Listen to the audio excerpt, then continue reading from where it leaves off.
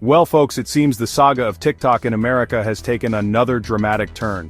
A U.S. appeals court just dropped the gavel on a law that could boot the wildly popular video sharing app right off our phones. This isn't some small-town ordinance, this law has teeth.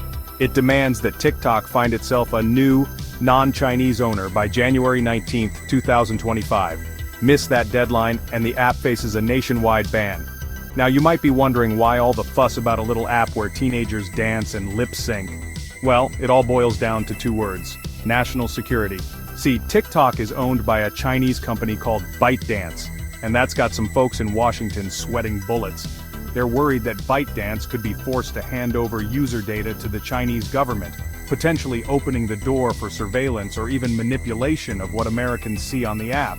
It's like this: imagine your entire online life, every video you watch, every comment you like, suddenly in the hands of a foreign government. Not exactly the kind of data sharing we sign up for when we download a silly app, right? The government argues that TikTok's algorithm, the brains behind what you see on your For You page, could be used to influence American users, subtly pushing certain narratives or even swaying public opinion. And it's not just about what data they might get, it's about what they might do with it. We've all seen how social media can be used to spread misinformation and sow division. Now imagine that power amplified by a foreign government with its own agenda. That's the nightmare scenario keeping some lawmakers up at night. So the government wants TikTok gone, or at least wants it out of Chinese hands. But what does the law actually say, and how did the court justify upholding it? Well, the law itself focuses narrowly on TikTok's Chinese ownership, specifically targeting the potential for ByteDance to be forced into sharing user data with the Chinese government. Now, TikTok's lawyers argued that this is a blatant violation of the First Amendment, a direct attack on free speech. They claim the government hasn't provided any concrete evidence that TikTok is actually being used for nefarious purposes. But the court wasn't buying it. They basically said, look, Congress gets to make the rules when it comes to national security, and if they think TikTok poses a threat, that's their call. This whole thing hinges on the idea that the government has a right, even a responsibility, to protect its citizens from potential threats, even if those threats are more hypothetical than immediate. It's a classic case of balancing individual liberties against national security concerns, and in this round, national security won out.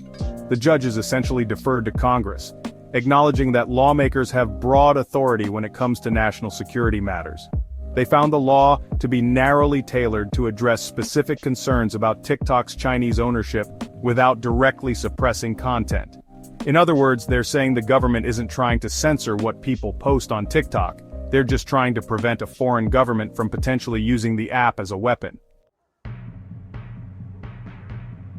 Alright, so the court sided with the government. Case closed, right? Not so fast. TikTok isn't going down without a fight. They've made it clear that they plan to appeal this decision all the way to the Supreme Court, the highest court in the land. They're arguing that this ban would effectively silence over 170 million American users and set a dangerous precedent for online censorship. And they're not just crying foul, they're claiming the whole thing is based on flimsy evidence and political grandstanding. Think about it.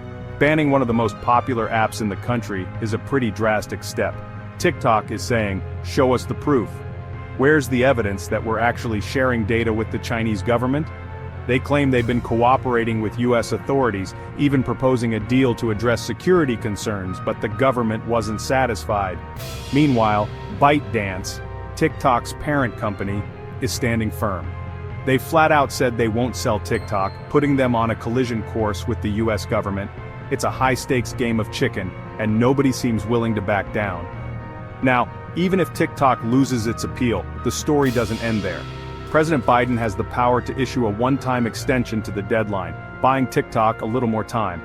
But let's be honest, this whole thing is bigger than just one app. It's about the future of the internet, about the delicate balance between national security and individual freedoms. As you can imagine, the court's decision has thrown a grenade into the already polarized landscape of American politics and social media. On one side, you've got folks cheering the decision, saying it's about time we got tough on China and protected our national security. They see TikTok as a Trojan horse, a fun and engaging app with a potentially sinister underbelly. Then there's the other side, those who see this ban as a blatant attack on free speech, a dangerous overreach of government power. They argue that there's no concrete evidence that TikTok is being used for nefarious purposes, and that this sets a dangerous precedent for online censorship. And then there's Donald Trump, never one to miss an opportunity to stir the pot. Despite initially trying to ban TikTok during his presidency, he's now singing a different tune. He's calling the potential ban terrible and suggesting it would only benefit Facebook and Mark Zuckerberg. It's unclear if he'd actually try to reverse or circumvent the law if he were to be re-elected.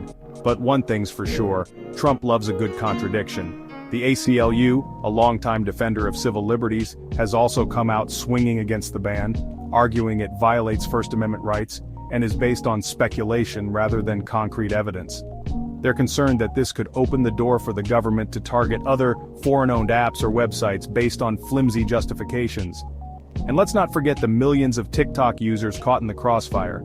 Many rely on the platform for income, creative expression, and even building communities.